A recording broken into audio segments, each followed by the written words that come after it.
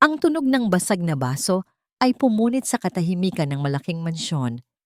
Nalaglag sa sahig ang tray na kargador ni Monica Laurel, kasama ang dalawang mamahaling wine glass na ngayon ay nagkalat na ang pira-piraso sa makintab na marble floor.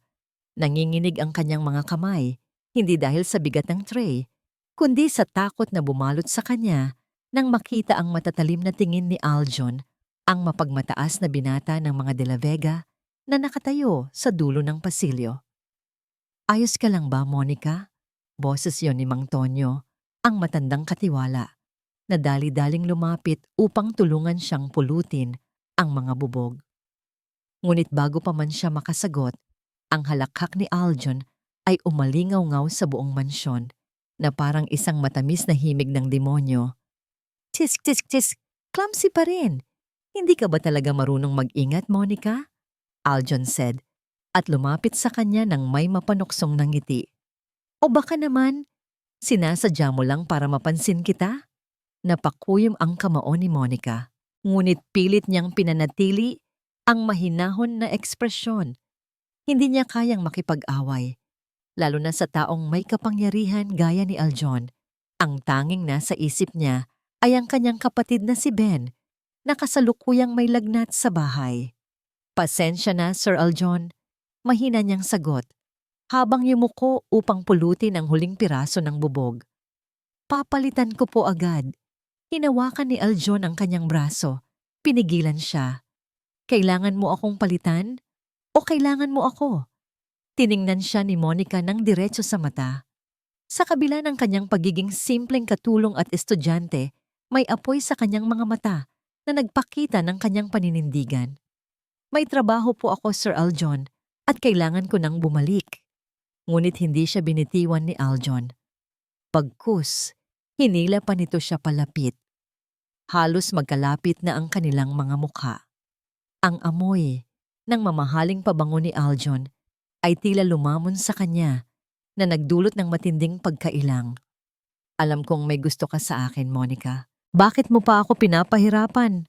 Bulong nito na may ngiti sa labi na puno ng pagkamakamit. Umiling si Monica. "Wala po akong gusto sa inyo, Sir Aljon. Ang gusto ko lang po ay makapagtapos ng pag-aaral at alagaan ang kapatid ko." Nagbago ang ekspresyon ni Aljon. Ang kaninang mapanuksong among ngiti ay napalitan ng galit na hindi maitago. "Ganoon? So mas gusto mo ang mahirap na buhay kaysa sa buhay na maibibigay ko sa'yo?" "Kahit kailan, hindi ko po ipagpapalit ang dangal ko sa kahit anong kayamanan." Matatag na sagot ni Monica. Kahit pa nanginginig ang boses niya, binitiwan siya ni Aljon ng may puwersa, dahilan upang mapahakbang siya paatras. Ang mga mata nito ay punong-puno ng pagkasuklam. "Makikita mo, Monica, pagsisisihan mo ang araw na ito. Sisiguraduhin kong babalik ka sa akin na lumuluhod at manghihingi ng tawad." Nilingon ni Aljon ang kanyang butler at matigas na sinabi, "I-assess ang mga basong nabasag, Mang Tonyo. Ang ipapapalit ni Monica ay dapat doble ang presyo." Matapos sabihin ito, naglakad na ito palayo. Ang bawat hakbang ay nag-iiwan ng matigas na ingay sa marble floor. Naiwang tulala si Monica. Ang dibdib ay masakit sa takot at pagkabahala. Alam niyang hindi birong manggaling kay Aljon ang ganoong klaseng banta. Si Aljon, na kilalang walang inurungan, at ang kanyang ama, si Senador Ricardo de la Vega, na may malaking impluensya sa bansa. Nagmamadali si Monica na maglinis at matapos ang kanyang trabaho. Nang makauwi siya sa maliit nilang tirahan, bumungad sa kanya ang kalungkutan sa mukha ng kanyang kapatid. "Ate Monica, wala na po akong lagnat," sabi ni Ben, ngunit bakas sa boses nito ang pangamba. "May problema po ba sa school? Bakit po late kayo?" Niyakap niya si Ben ng mahigpit. Pilit itinatago ang kanyang takot. "Wala yan, Ben. Medyo maraming ginawa lang si ate." Ngunit ang pangamba ay hindi niya maitago. Kinabukasan, sa paaralan, habang abala si Monica sa pag-review para sa kanyang exam sa hapon, isang malakas na tawag mula sa intercom ang pumukaw sa buong klase. Miss Monica Laurel, magtungo po kayo sa office ng Dean. Ngayon na. Nagsimulang magbulungan ang kanyang mga kaklase. Bawat tingin, bawat bulong ay tila mga punyal na tumatagos sa kanyang dibdib. Habang naglalakad siya sa pasilyo, naramdaman niya ang malamig na simoy ng hangin na tila bahudyat ng isang napipintong bagyo. Sa kanyang pagdating sa tapat ng opisina ng Dean, nakita niya si Aljon, nakangisi, na parang isang demonyo na naghihintay sa kanyang biktima. Pumasok si Monica sa opisina. Ang Dean, si Miss Reyes, ay nakaupo sa kanyang silya, may malamig na ekspresyon.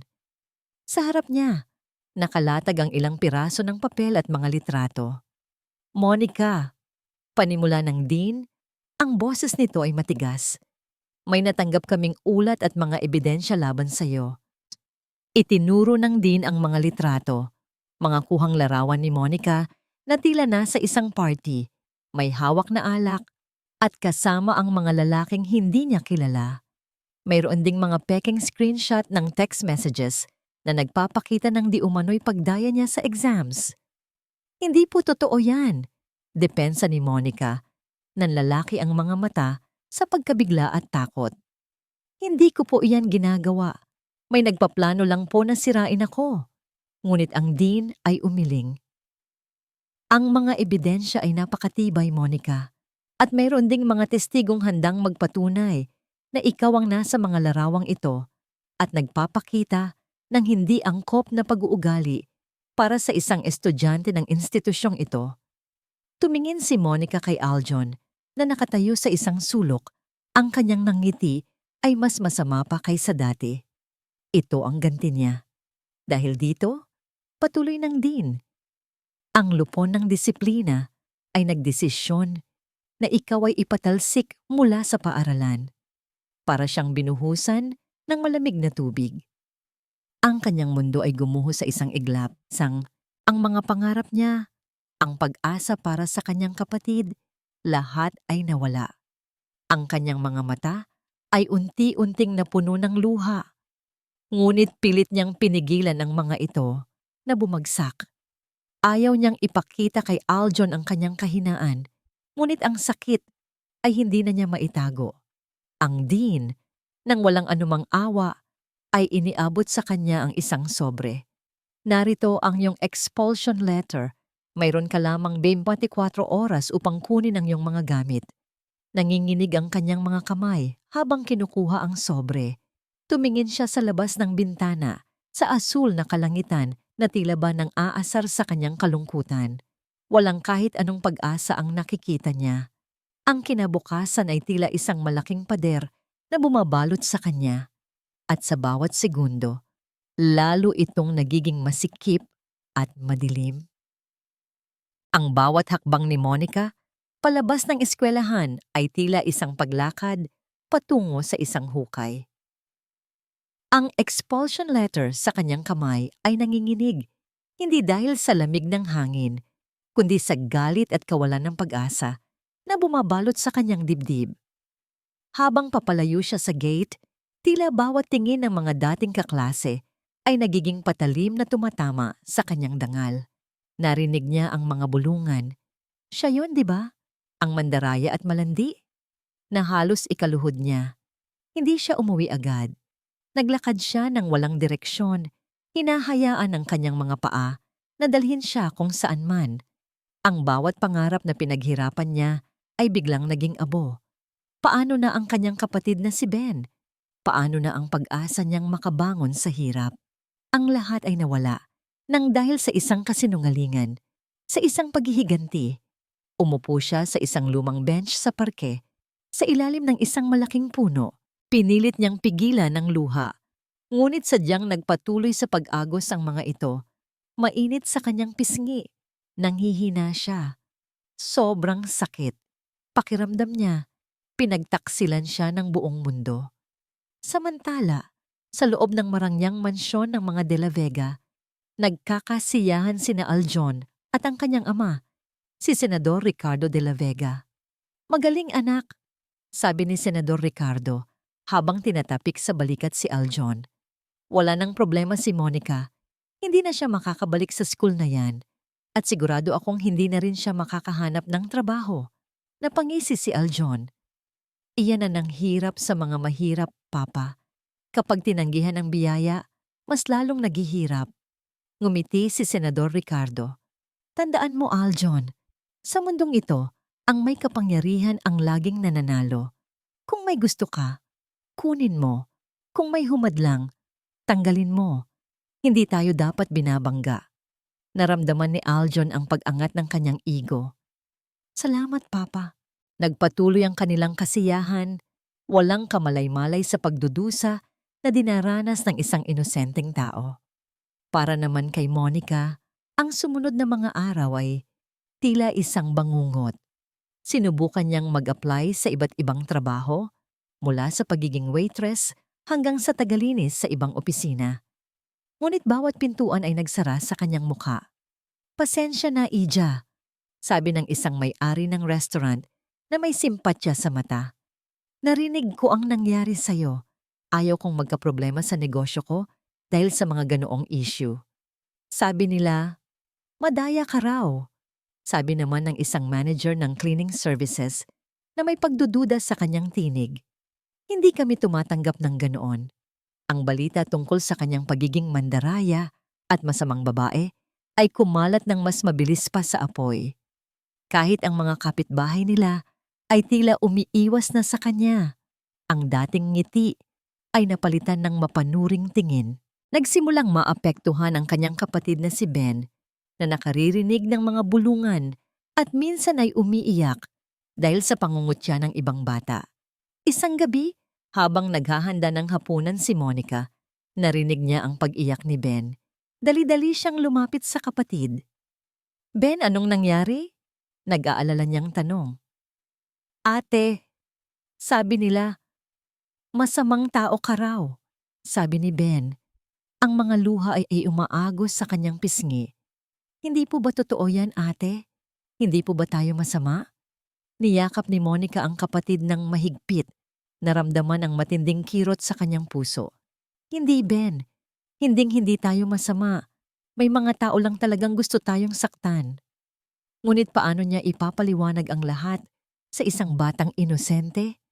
Paano niya ipagtatanggol ang sarili kung ang buong mundo ay tila laban sa kanya? Pakiramdam niya, nasa isang bunganga siya ng impyerno at unti-unti siyang hinihila pababa.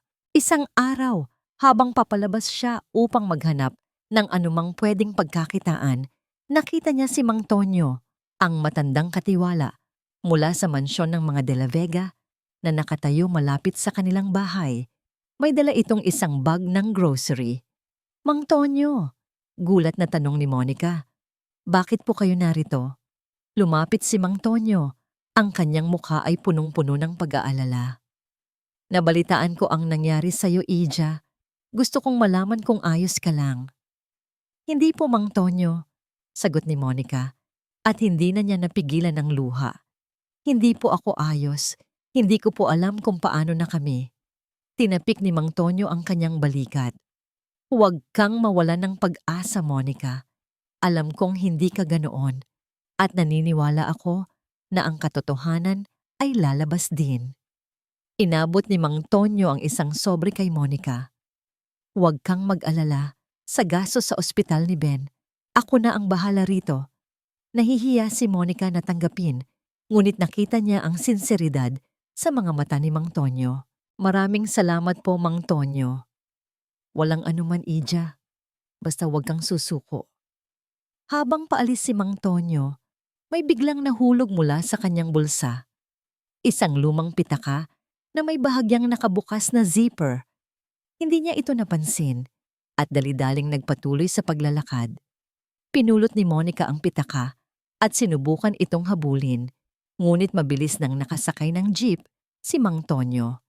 Nang titingnan niya sana ang laman upang malaman kung paano niya ito maisasauli, isang bagay ang nahulog mula sa isang nakatagong bulsa sa loob ng pitaka. Isang lumang, lukot na litrato. Nakita niya ang larawan ng isang sanggol, napakaliit, na may isang kakaibang marka sa balikat. Isang marka na tila ba isang maliit na korona. Sa likod ng litrato, may nakasulat sa isang pamilyar na sulat kamay, "Ang aking prinsesa, huwag kang mawalan ng pag-asa." Hindi niya maintindihan bakit may ganitong litrato si Mang Tonyo at bakit ang sanggol sa litrato na may marka ng korona ay tila may pagkakahawig sa kanya.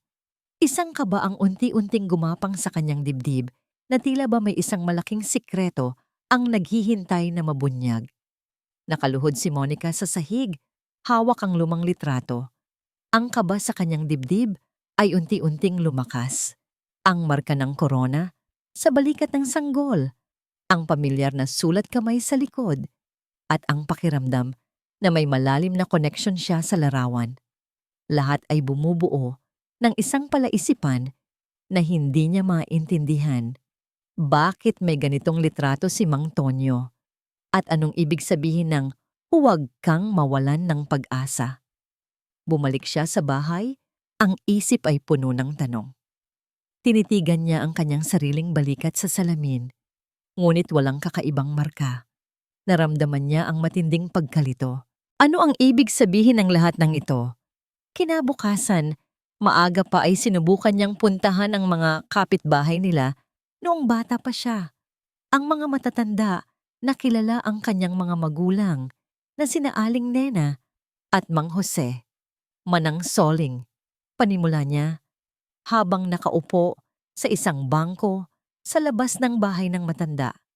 May itatanong lang po sana ako tungkol kina mama at papa. Tiningnan siya ni Manang Soling ng may pagtataka. Ano yon, Ija?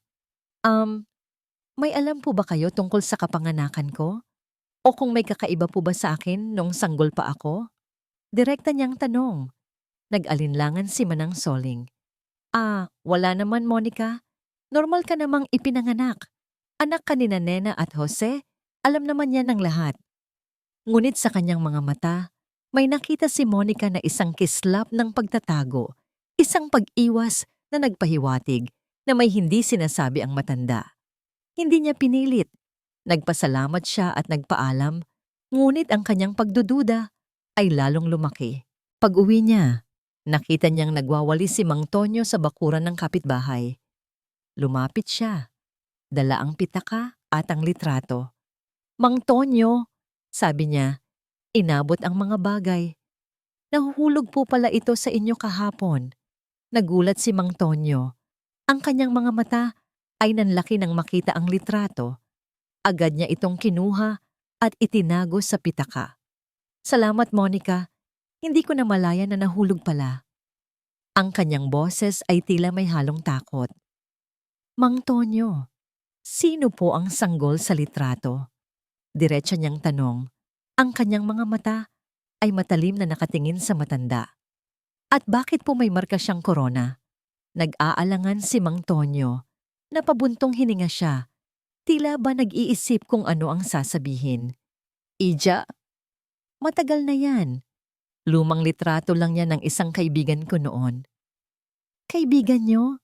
Pero bakit po nasa inyo? At bakit po tila may connection sa akin?" Naramdaman ni Monica ang matinding frustration. Pakiramdam niya ay may malaking pader na humaharang sa kanya. "Monica, hayaan mo na lang yan," sabi ni Mang Tonyo. Pilit ng ngumiti. "Siguro ay nagkakamali ka lang." Ngunit alam ni Monica na hindi siya nagkakamali. Mayroong isang bagay na hindi sinasabi si Mang Tonyo. Sa kanyang pagdaan sa lumang tindahan ng mga libro, may biglang pumatok sa kanyang isip. Ang salitang prinsesa sa likod ng litrato. Pumasok siya sa loob at naghahanap ng mga libro tungkol sa kasaysayan ng mga kaharian. Habang naghahanap, nakita niya ang isang lumang libro na may pabalat na may larawan ng isang angkan. Sa likod ng librong iyon, may nakita siyang isang brochure na nakatago. Kinuha niya ito at doon niya nakita ang isang larawan ng isang sanggol na may katulad na marka sa balikat. Sa ibaba nito, nakasulat, "Ang nawawalang prinsesa ng Ilaria." Nanlamig ang kanyang buong katawan. Ilaria, ang kaharian na minsan niyang nabasa sa mga lumang libro. Sa gabi, habang tulog na si Ben, Naghahanap si Monica sa mga lumang gamit ng kanyang mama at papa. Alam niya na hindi siya titigil hanggat hindi niya nalalaman ang katotohanan. Pagbubuklat niya sa isang lumang baul, nakita niya ang isang kahon ng alahas. Hindi naman sila mayaman, kaya't nagtaka siya kung bakit may ganito. Sa loob ng kahon, may nakita siyang isang maliit na silver locket. Nabuksan niya ito at sa loob, may dalawang maliit na litrato. Ang isa ay larawan ng kanyang mama at papa. At ang isa pa ay larawan ng isang sanggol na may kaparehong marka ng korona sa balikat. Sa ilalim nito, nakasulat sa pamilyar na sulat kamay ni Mama Nena, "Ang aming munting anghel, Monica." Nabitawan niya ang locket. Pakiramdam niya ay gumuho ang kanyang mundo. Si Mama Nena at Papa Jose, hindi nila sinabi sa kanya, "Shekma." Siya ang sanggol sa litrato. Isang matinding kirot ang naramdaman niya sa dibdib. Ang pagdududa, ang pagkalito, at ang sakit ng pagtatago ay bumalot sa kanya. Hindi siya anak ng mga Laurel. Sino siya? Habang hawak ang locket, isang biglaang sakit sa ulo ang naramdaman niya. Isang serye ng mga larawan ang mabilis na nag-flash sa kanyang isipan. Isang marangyang palasyo, isang babaeng may korona, isang pamilyar na mukha na tila ba nakita na niya ngunit hindi maalala. Narinig niya ang isang bulong, "Prinsesa." Napahawak siya sa ulo, napaiyak. Ang mga alaala ay tila ba nagkakawatak-watak, ngunit sa kabila ng lahat, isang bagay ang malinaw. Ang kanyang buhay ay isang malaking kasinungalingan at ang katotohanan ay mas malalim at mas mapanganib kaysa sa inaakala niya. Ginising si Monica ng sikat ng araw, ngunit ang kanyang isip ay hindi pa rin matahimik. Ang locket na natagpuan niya, ang mga larawan, at ang bulong na prinsesa ay patuloy na bumabagabag sa kanya. Kailangan niyang malaman ang buong katotohanan. Ngunit paano? Sino ang mapagkakatiwalaan niya? Kahit saan siya magpunta, pakiramdam niya ay may nakatingin sa kanya. Ang mga anino ay tila may sariling buhay, sumusunod sa bawat galaw niya. Isang hapon, habang pauwi siya mula sa paghahanap ng trabaho, napansin niya ang isang itim na van na nakaparada sa di kalayuan. Ang mga tintadong bintana ay tila nakatitig sa kanya. Nabilis ang tibok ng kanyang puso.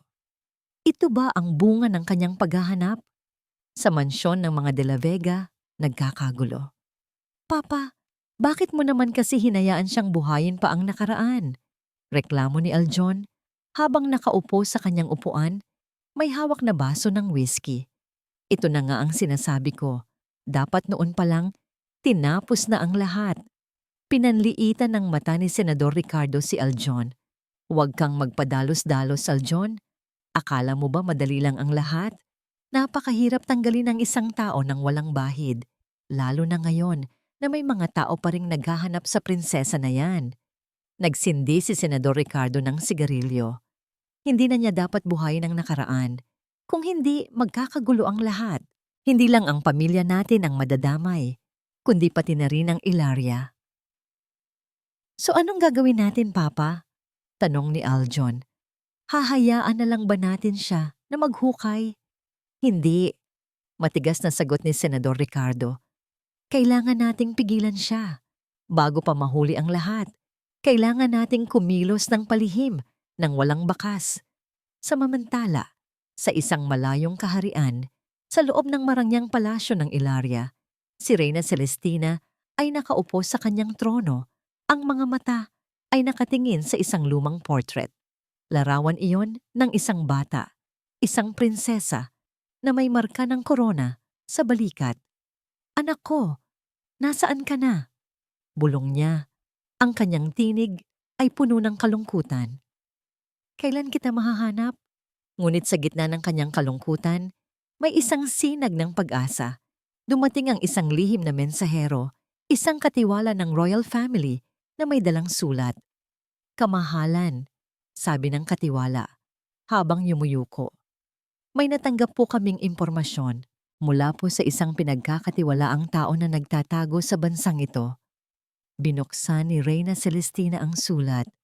Nabasa niya ang deskripsyon ng isang dalaga, ang kanyang mga pinagdaanan, at ang pinakamahalaga, ang marka ng korona sa balikat. Ang kanyang mga kamay ay nanginginig. Ito ba ang aking anak? Bulong niya. Ang mga mata ay napuno ng luha ng pag-asa. Ito ba ang prinsesa ko? Hindi pa po natin masisigurado, kamahalan. Sagot ng katiwala. Ngunit ang impormasyon ay napakatibay. Mayroon din daw po siyang isang matandang tagapagtanggol na gumagabay sa kanya. Hanapin siya! Utos ni Reyna Celestina. Ang kanyang tinig ay nagtataglay ng bagong lakas. Gamitin ang lahat ng ating puwersa. Hanapin ang aking anak at protektahan siya sa anumang kapahamakan. Iyon ang aking utos. Bumalik si Monica sa kanyang simpleng bahay. Ang kanyang isip ay gulong-gulo. Hindi niya alam kung ano ang dapat paniwalaan. Ang mga pagdududa, ang mga banta, at ang mga bagong natuklasan ay tila nagbabanta, nalunukin siya. Biglang nag-vibrate ang kanyang cellphone. Isang unknown number. Nag-aalangan siyang sagutin, ngunit sa huli ay pinindot niya ang answer button.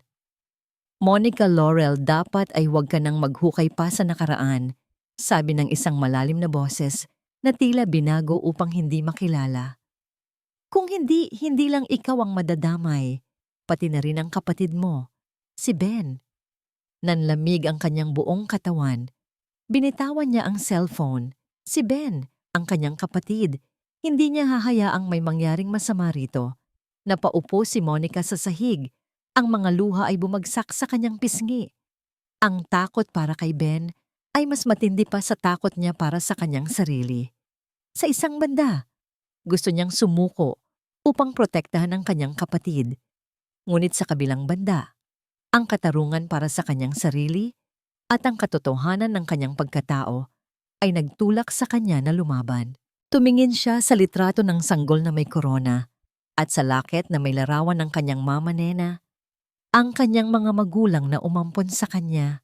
Para sa kanila at para kay Ben, kailangan niyang malaman ang buong katotohanan. Ngunit ang tanong ay, paano? Saan siya magsisimula? At sino ang nasa likod ng lahat ng ito? Ang mga anino ay tila lalong lumalaki at ang bawat hakbang niya ay tila patungo sa isang digmaan na hindi niya alam kung paano lalabanan. Ang banta sa telepono ay tumagos sa buto ni Monica. Si Ben. Hindi niya kayang ilagay sa panganib ang kapatid. Sa loob ng ilang araw, sinubukan niyang kalimutan ang lahat. Nagkunwari siyang hindi niya na pinapansin ang mga palatandaan. Pilit na pinipigilan ng kanyang sarili na maghukay pa. Ngunit ang bawat tingin niya kay Ben, bawat ngiti ng kanyang inosenteng kapatid, ay nagpapaalala sa kanya na kailangan niyang lumaban. Hindi lang para sa sarili niya, kundi para sa kinabukasan nila. Hindi niya kayang mamuhay sa kasinungalingan at takot. Ang pagkakakilanlan niya ay naging isang malalim na sugat na patuloy na nagdurugo. Isang araw, habang nasa lumang bahay sila ng kanyang mga magulang, abala si Monica sa paglilinis ng bodega. Hindi niya alam kung bakit, ngunit pakiramdam niya ay meron pa siyang kailangang malaman. Sa isang sulok ng bodega, nakita niya ang isang lumang kahon na nababalutan ng alikabok. May pangalan ng kanyang mama Nena na nakasulat dito. Binuksan niya ang kahon ng dahan-dahan. Sa loob, may mga lumang damit, mga sulat, at sa pinakailalim, may isang nakabalot na tela. Nang buksan niya ito, nanlaki ang kanyang mga mata. Isang maliit, kulay ginto na tiara, isang korona ng isang prinsesa. Ngunit hindi lang iyon. Mayroong isang lumang tela ng baro, gawa sa mamahaling material na may burdang korona. Nakita rin niya ang isang pahayagan, luma na at naninilaw, na may headline, "Nawawalang prinsesa ng Ilaria, patuloy na hinahanap." At sa ilalim ng headline, may larawan ng isang sanggol na may marka ng korona sa balikat. Ang lahat ay bumuo ng isang malaking piraso ng puzzle, ang kanyang mga magulang. Si Mang Tonyo, ang marka, ang kaharian ng Ilaria. Narinig niya ang katok sa pinto. Si Mang Tonyo. Nag-aalangan si Monica kung bubuksan niya ang pinto. Ngunit naisip niya na ito na ang pagkakataon para malaman ang buong katotohanan. Mang Tonyo, sabi niya habang nakatayo sa harap ng matanda. Kailangan po nating mag-usap.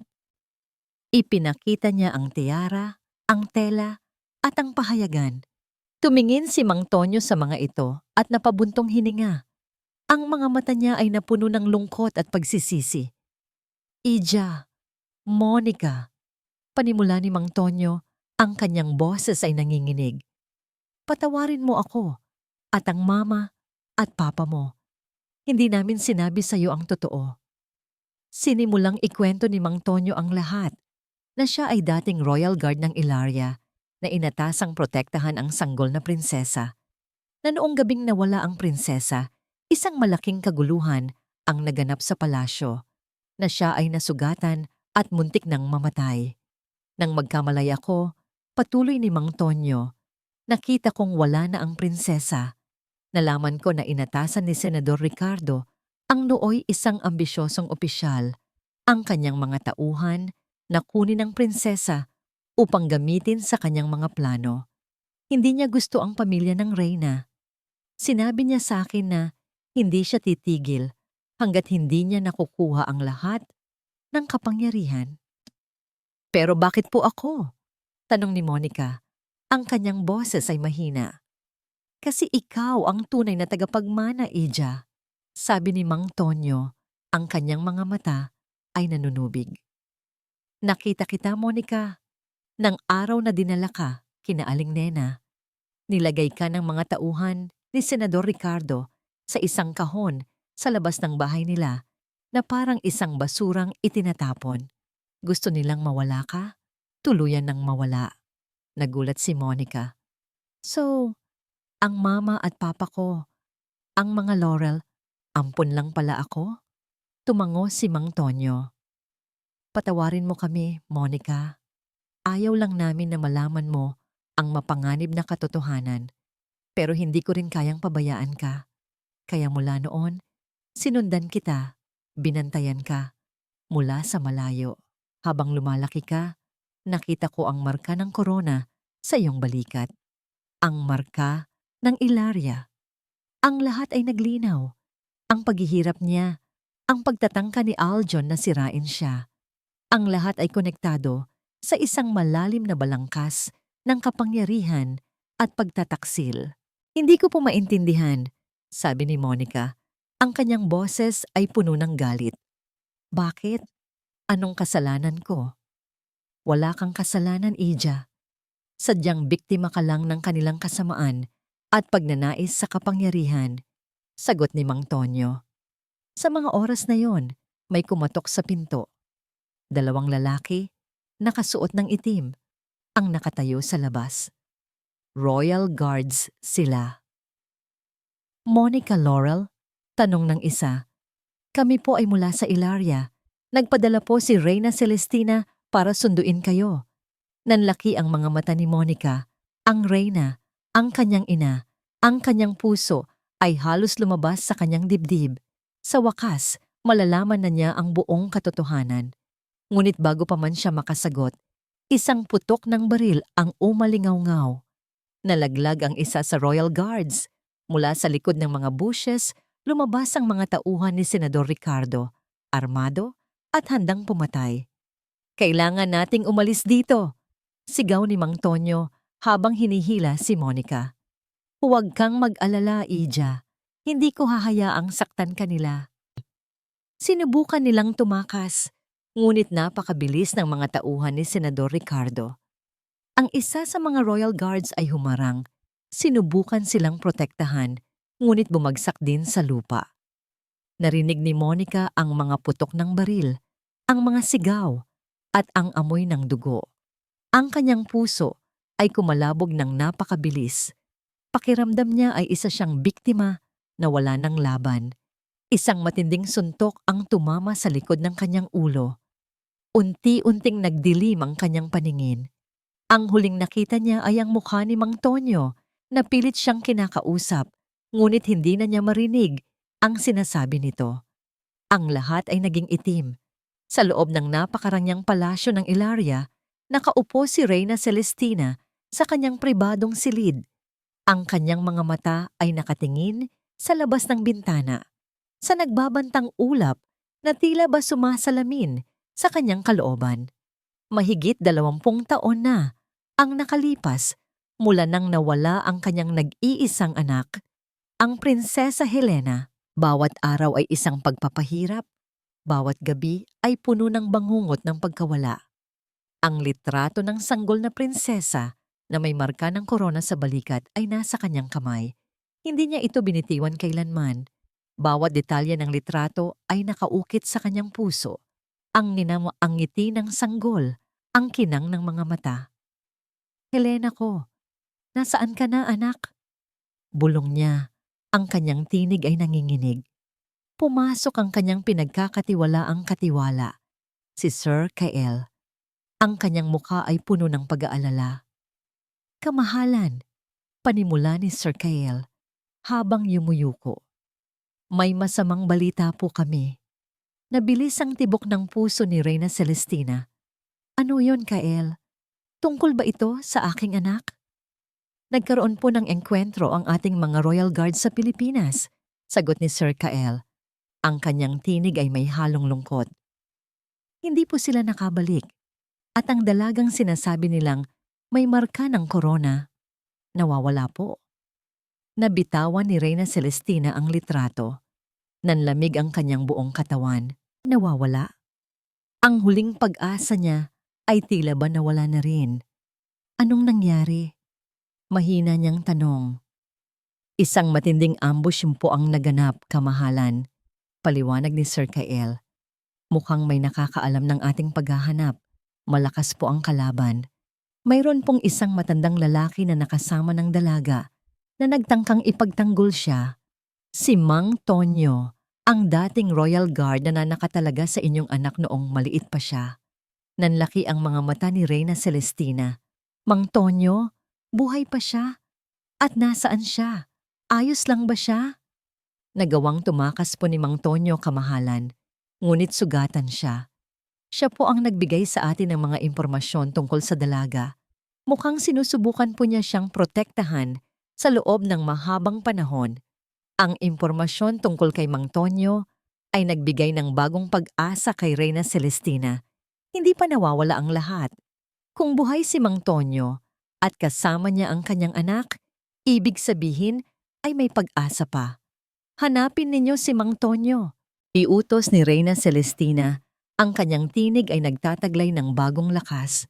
Huwag kayong titigil hanggat hindi ninyo siya nahahanap. At ipunin ang lahat ng ating puwersa. Kailangan nating iligtas ang aking anak. Hindi ako papayag na mawala siyang muli. Kasabay nito, sa isang lihim na lokasyon, nakaupo si Senador Ricardo de la Vega sa isang silid. Ang kanyang muka ay puno ng kasiyahan. Kasama niya si Aljon, na may nakangising mukha. Hindi na siya makakagulo sa ating plano, Papa, sabi ni Aljon.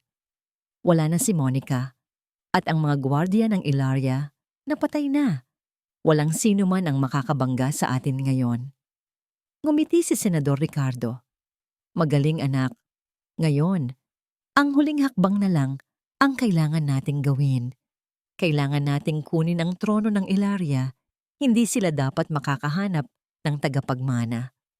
Pero Papa, may natitira pa raw na isang matandang lalaki, paalala ni Aljon. Kumunot ang noo ni Senador Ricardo. Mang Tonyo, hindi na mahalaga yon. Matanda na siya at sugatan. Wala siyang magagawa. Ngunit sa kabila ng kanyang pagtitiwala, may isang anino na tila ba gumapang sa kanyang likod. Isang lihim na espiya na nagtatrabaho para kay Reyna Celestina ang nakatago sa loob ng silid, nakikinig sa bawat salita ng mga De la Vega. Ang espiya ay mabilis na nagpadala ng impormasyon kay Sir Kael. Bumalik si Reyna Celestina sa kanyang silid. Ang kanyang puso ay puno ng pag-aalala. Ngunit mayroon ding bagong pag-asa at determinasyon. Hindi siya susuko. Hindi niya hahayaang may mangyaring masama sa kanyang anak. Matagal na siyang naghintay. Ngayon na ang panahon para lumaban. Tumingin siya sa labas ng bintana, sa buwan na nagbibigay ng liwanag sa madilim na gabi. Sa ilalim ng buwan, may isang matandang lalaki na naglalakad, sugatan at pagod, ngunit may apoy sa mga mata. Si Mang Tonyo. Ang kanyang determinasyon na iligtas si Monica ay kasing tindi ng determinasyon ng Reyna. Ang paghahanap sa prinsesa ay nagpapatuloy. At sa bawat segundo, lalong lumalapit ang kanilang mga landas. Ngunit sa likod ng lahat ng ito, isang mas malaking labanan ang naghihintay. Ang laban para sa katotohanan, para sa katarungan, at para sa pagmamahal. Nang magkamalay si Monica, ang una niyang naramdaman ay ang matinding sakit sa ulo at ang malamig na simoy ng hangin. Nakahiga siya sa isang magaspang na sahig, ang kanyang mga kamay ay nakagapos.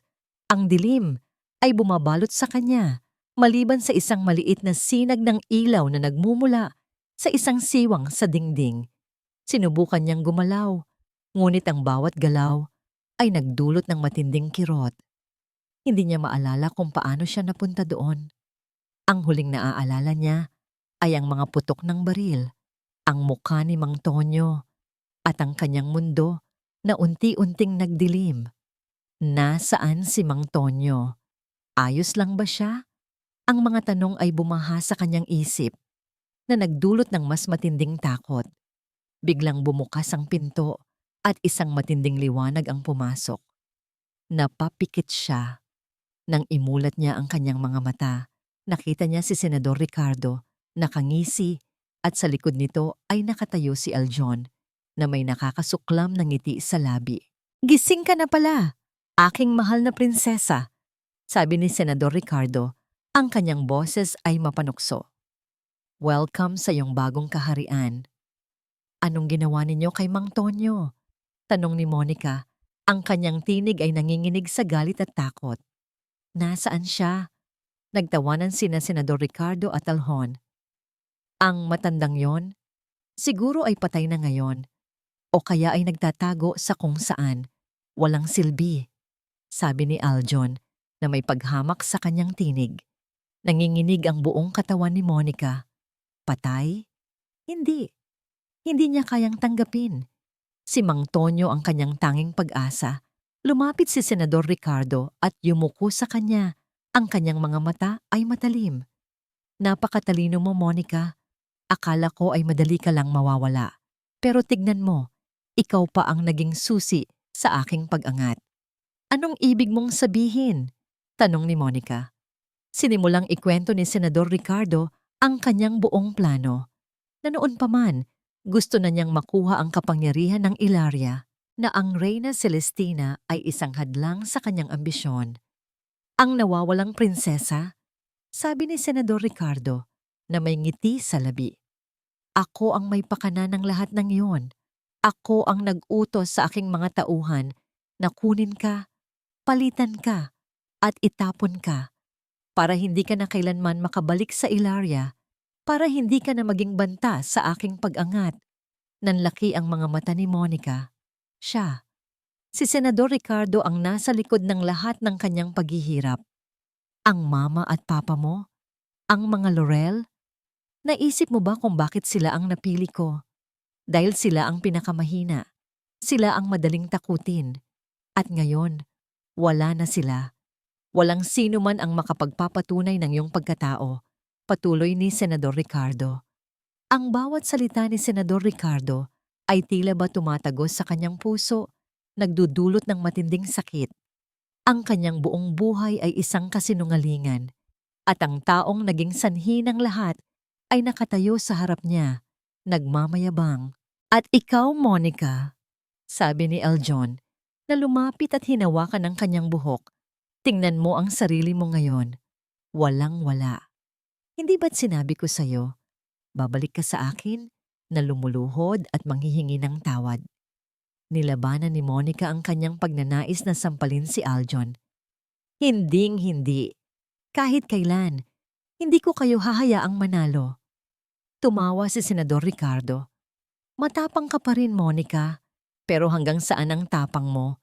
Dito, sa lugar na ito, walang sino man ang makakarinig sa iyo. Walang sino man ang makakaligtas sa iyo. Hindi ka na makakatakas. Narinig niya ang tunog ng isang sasakyan na papalapit. Pagkatapos ay ang paghinto nito sa labas. Mayroon pa akong isang importanteng bisita, sabi ni Senador Ricardo na may pilyong na panungngiti. Isang testigo na hindi ko hahayaang makapagsalita. Pagbukas ng pinto, nakita ni Monica ang isang babae. Nakagapos din at may takip sa bibig. Naningkit ang kanyang mga mata. Siya si Mrs. Reyes, ang dean ng kanilang eskwelahan. Nagulat si Monica. Bakit ninyo siya kasama? Dahil siya ang nakakaalam ng katotohanan sa iyong pagpapatalsik, sabi ni Senador Ricardo. Siya ang pumirma sa mga pekeng dokumento. At ngayon, siya ang magiging huling saksi na papatayin ko. Nanlaki ang mga mata ni Monica. Ang kanyang mundo ay tila ba nagdilim ng tuluyan. Wala na siya. Walang sino man ang makakatulong sa kanya. Ang lahat ay nawala. Ang kanyang dangal, ang kanyang pag-asa, ang kanyang buhay. At ngayon, may mamamatay pa dahil sa kanya. Ngayon, prinsesa, sabi ni Senador Ricardo, habang inilalabas ang isang matalim na balisong. Oras na para tapusin ang lahat. Walang makakaalam na nabuhay ka sa mundong ito. Itinaas ni Senador Ricardo ang balisong. Ang kinang nito ay tila sumasalamin sa kanyang madilim na kaluluwa. Tiningnan ni Monica ang balisong at pagkatapos ay tiningnan niya si Miss Reyes na umiyak sa takot. Naramdaman niya ang malamig na simoy ng kamatayan na papalapit. Ang kanyang huling pag-asa ay tila ba tuluyan nang nawala. Ilang pulgada na lang ang pagitan ng matalim na balisong ni Senador Ricardo at ng dibdib ni Monica. Ang hininga ni Monica ay tila natigil, handa na sa pinakamasamang mangyayari. Ang kanyang mga mata ay nakatingin kay Miss Reyes na umiiyak sa takot at sa mga mata ni Aljon na nanunuya. Ngunit sa mismong sandaling iyon, isang malakas na tunog ang pumunit sa katahimikan. Bitawan mo siya. Isang matandang tinig, puno ng galit at tapang. Lumitaw si Mang Tonyo mula sa dilim, sugatan ng balikat, ngunit may hawak na isang lumang baril. Ang kanyang mga mata ay nagliliyab sa galit. Nagulat si Senador Ricardo. Mang Tonyo, buhay ka pa? Hindi mo ako kayang patayin, Ricardo. Sigaw ni Mang Tonyo. Hindi ko hahayaang saktan mo ang prinsesa. Nagkatinginan sina Senador Ricardo at Aljon, tila hindi makapaniwala. Ang kanilang tiwala na patay na si Mang Tonyo ay biglang gumuho. Naging mabilis ang mga pangyayari. Sinubukan ni Senador Ricardo na saksakin si Monica, ngunit mabilis na humarang si Mang Tonyo gamit ang kanyang katawan upang protektahan ang dalaga. Ang balisong ay tumama sa braso ni Mang Tonyo. Umangal siya sa sakit, ngunit hindi siya bumitaw. Umalis ka na, Monica! Sigaw ni Mang Tonyo habang nilalabanan si Senador Ricardo. Takbo! Ngunit hindi siya kayang iwan ni Monica. Kailangan niyang lumaban, hindi lang para sa sarili niya, kundi para kay Mang Tonyo at para sa katotohanan. Hindi! Sigaw ni Monica na may bagong lakas. Hindi ako aalis! Hindi ko kayo hahayaang manalo. Sa gitna ng kaguluhan, narinig niya ang tunog ng sirena na papalapit. Pagkatapos, ang malakas na pagbukas ng pinto. Sumuko kayo, Senador Ricardo de la Vega. Dumating ang mga Royal Guards ng Ilaria, pinamumunuan ni Sir Kyle at ang mga pulis ng Pilipinas. Pinapalibutan nila ang buong lugar. Ang mga tauhan ni Senador Ricardo ay nagulat at nagsimulang magtakbuhan. Nagulat si Senador Ricardo. Paano nangyari ito? Hindi mo pa ako lubusang kilala, Ricardo, sabi ni Sir Kyle habang lumalapit. Ang katarungan ay laging mananaig. Sa mga oras na yon, nakita ni Monica ang isang babae Nakasuot ng isang simpleng dress, ngunit may dignidad at lakas sa kanyang mga mata. Si Reyna Celestina, ang reyna ng Ilaria. Dahan-dahang lumapit si Reyna Celestina kay Monica. Ang kanyang mga mata ay puno ng luha, ngunit mayroon ding matinding pagmamahal. Tiningnan niya ang marka ng korona sa balikat ni Monica at pagkatapos ay tiningnan ang kanyang mga mata. Anak ko, Helena? Bulong ni Reyna Celestina. Ang kanyang tinig ay nanginginig. Niyakap ni Reyna Celestina si Monica ng mahigpit. Tila ba ayaw na niya itong pakawalan. Naramdaman ni Monica ang init ng pagmamahal, ang seguridad na matagal na niyang hinahanap. Ang kanyang ina, ang kanyang tunay na ina. Ngunit sa gitna ng emosyon, hindi pa tapos ang lahat. Nagkaroon ng labanan sa pagitan ng mga Royal Guards at ng mga tauhan ni Senador Ricardo. Sinubukan ni Aljon na tumakas, ngunit mabilis siyang hinabol ng mga pulis. Sinamantala ni Senador Ricardo ang kaguluhan. Nagawa niyang tumakas mula sa pagkakagapos at sinubukan niyang tumakbo patungo sa likod ng gusali. Hindi! Huwag ninyong hayaang makatakas siya, sigaw ni Monica, habang nakakapit pa rin sa kanyang ina. Ngunit huli na ang lahat. Nakita nila si Senador Ricardo na tumatakbo papalayo. Ang kanyang anyo ay unti-unting lumalabo sa dilim. Si Aljon, na kasama niya, ay nawala rin sa paningin. Niyakap ni Reyna Celestina si Monica. Huwag kang mag-alala anak, mahahanap natin siya. Ngayon na nakita na kita, hinding-hindi ko hahayaang saktan ka pa nila. Pinuntahan ni Sir Kael si Mang Tonyo, nasugatan ngunit nakangiti. Salamat Mang Tonyo, maraming salamat sa lahat. Wala yon Sir Kael, sagot ni Mang Tonyo. Nagawa ko na rin sa wakas ang aking tungkulin. Tumingin si Monica sa paligid. Ang mga sugatan, ang mga nasirang gamit. Ang lahat ay tanda ng matinding labanan. Ngunit sa kabila ng lahat, nakaramdam siya ng kapayapaan. Sa wakas, malaya na siya. Hindi na siya nag-iisa. Niyakap niya si Reyna Celestina ng mahigpit. Mama, bulong niya. Ang kanyang paglalakbay ay hindi pa tapos. Ang mga traidor ay nakatakas. Ngunit sa unang pagkakataon, sa mahabang panahon, nakaramdam si Monica ng pag-asa. Ang liwanag ay unti-unting sumisikat at handa siyang harapin ang anumang hamon. Sa loob ng isang pribadong silid sa palasyo ng Ilaria, nakaupo si Monica sa isang malambot na sopa, habang si Reyna Celestina ay hawak ang kanyang kamay. Ang silid ay maluwag at napakaganda. Ngunit ang kanyang isip ay patuloy na bumabalik sa mga nangyari.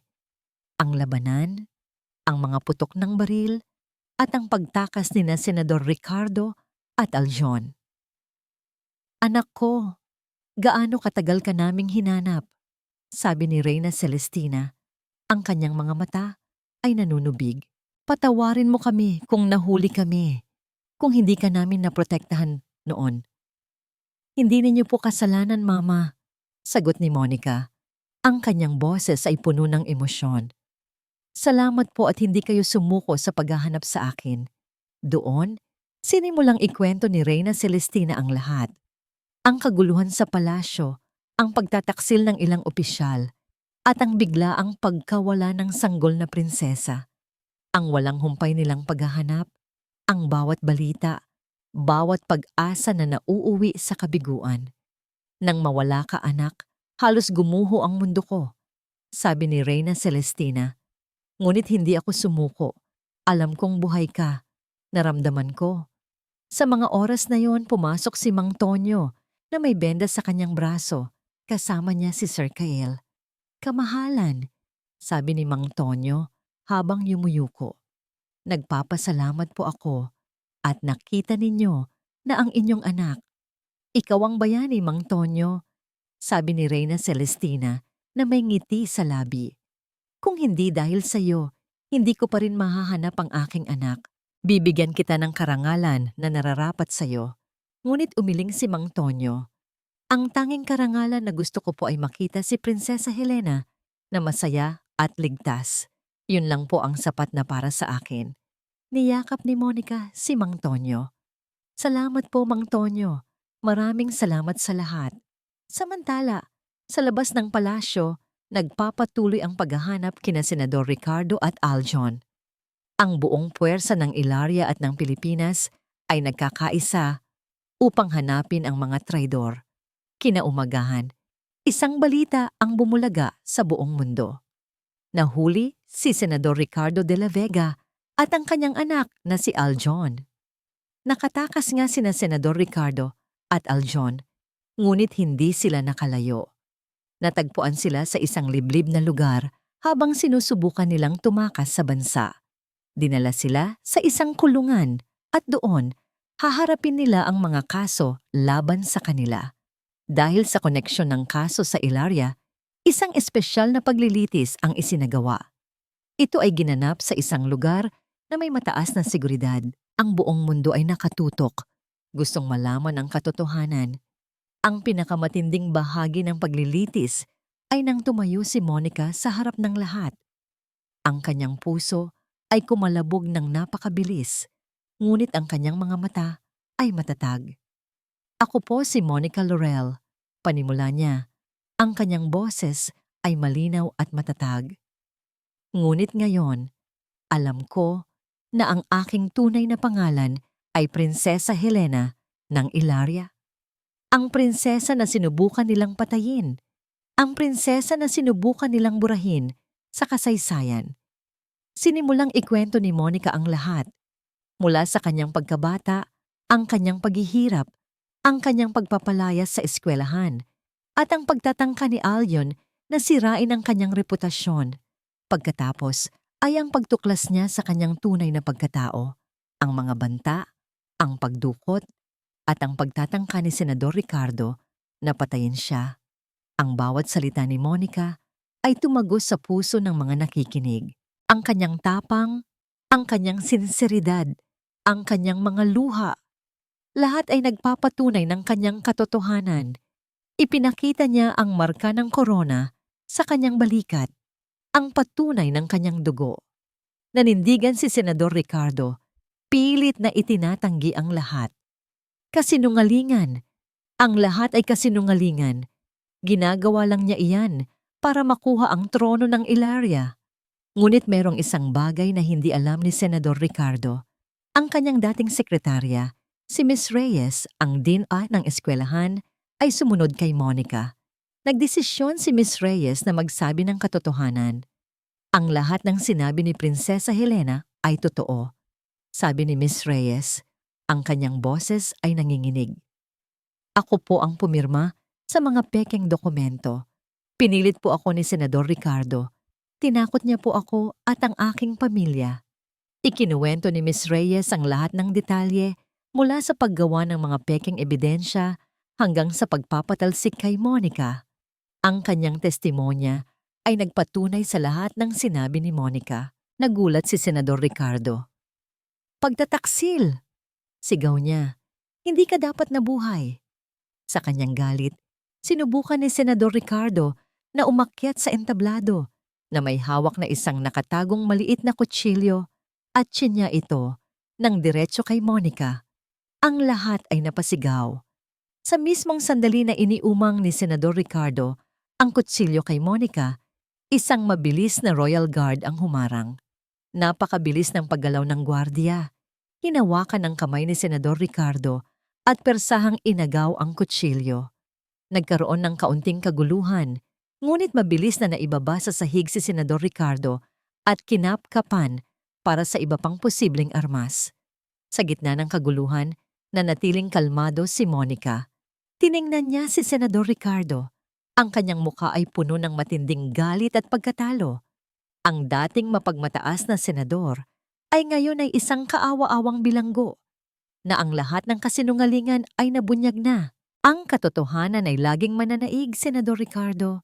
Matatag na sabi ni Monica. Ang kanyang tinig ay nagtataglay ng bagong lakas at awtoridad.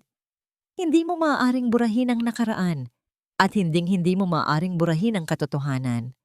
Dinala palayo si Senador Ricardo kasama si Aljon na nakagapos din. Haharapin nila ang buong bigat ng batas, hindi lamang sa Pilipinas kundi pati na rin sa Ilaria. Ang kanilang kapangyarihan at kayamanan ay hindi na makapagliligtas sa kanila. Matapos ang matinding paglilitis, isang malaking pagdiriwang ang inihanda sa Ilaria. Ang buong kaharian ay nagtipon upang saksihan ang formal na pagkilala kay Monica bilang Prinsesa Helena. Ang mga kalsada ay napuno ng mga tao. May hawak na bandila ng Ilaria. Sumisigaw ng mabuhay ang prinsesa. Nakasakay si Monica sa isang ginintuang karwahe kasama si Reyna Celestina. Ang kanyang puso ay puno ng kagalakan at pagmamahal. Sa wakas, nahanap na niya ang kanyang tunay na pamilya, ang kanyang tunay na tahanan. Ang kanyang mga pangarap ay hindi lang natupad, kundi nalampasan pa. Sa isang seremonya sa palasyo, formal na ipinahayag ni Reyna Celestina si Monica bilang Prinsesa Helena, ang nag-iisang tagapagmana ng trono ng Ilaria. Isinuot ni Reyna Celestina sa ulo ni Monica ang isang napakarangyang korona, ang simbolo ng kanilang angkan. Ngayon anak ko, sabi ni Reyna Celestina, ang kanyang mga mata ay nanunubig sa tuwa. Sa wakas, nagbalik ka na. At ipinagmamalaki ko ang babaeng lumaki sa kabila ng lahat ng pagsubok. Ikaw ang Prinsesa Helena ng Ilaria, ang aming pag-asa at ang aming kinabukasan. Niyakap ni Monica ang kanyang ina. Ang mainit na yakap ay nagpuno sa kanyang puso ng kapayapaan. Hindi rin nakalimutan si Mang Tonyo. Siya ay ginawaran ng pinakamataas na karangalan sa Ilaria bilang isang bayani at itinalaga bilang Chief Royal Advisor, isang posisyon na nagpapakita ng kanyang katapatan at kabayanihan. Ang lahat ay dahil sa inyo, Mang Tonyo, sabi ni Monica kay Mang Tonyo na may ngiti sa labi. Gawain lang po ng isang tapat na lingkod, Prinsesa Helena. Sagot ni Mang Tonyo, ang kanyang mga mata ay puno ng paggalang. Sa isang pribadong pagbisita sa kulungan, tiningnan ni Monica si Aljon. Ang dating mapagmataas na binata ay ngayon ay isang kaawa-awang bilanggo na ang lahat ng kanyang pagmamataas ay nawala. Nagsisisi siya at humihingi ng tawad. Patawarin mo ako, Monica. Mahina niyang sabi. Nabulag ako sa kapangyarihan, nabulag ako sa galit.